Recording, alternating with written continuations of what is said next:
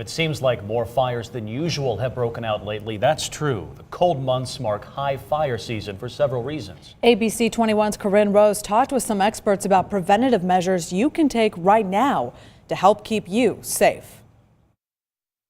A lot of times you'll have multiple things plugged into one outlet. Now you're overtaxing the whole electrical system of your property, and that's where you can cause a fire. More fires break out in the winter than the summer, and one of the prime culprits can be overusing extension cords when decorating your house for the holidays. Make sure you use the proper surge protectors. You don't want to overuse too many extension cords. We call them piggyback all in a row. Something that can be a cause of electrical fire. District Chief Thomas also reminds you to make sure you blow out every candle before you go to bed.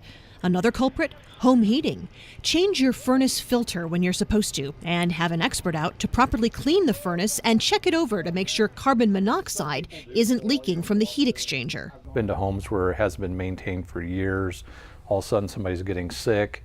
They don't know why. They call, and it's because lack of maintenance on their equipment. The furnace is rusting, falling apart. He says a faulty furnace can lead to other problems. When their people's furnace quit, they'll put off as long as they can. They'll use space heaters to try and keep their house warm, before calling a professional, and they shouldn't wait.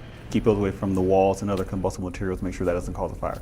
And again, how you have those plugged in is going to be very important too. Make sure those are plugged properly into the outlet, or use a surge protector and don't overuse extension cords. Fire commanders say whether you smell smoke, see flames, or your carbon monoxide detector is going off, when in doubt, call 911 so the experts can help you. Corinne Rose, ABC 21.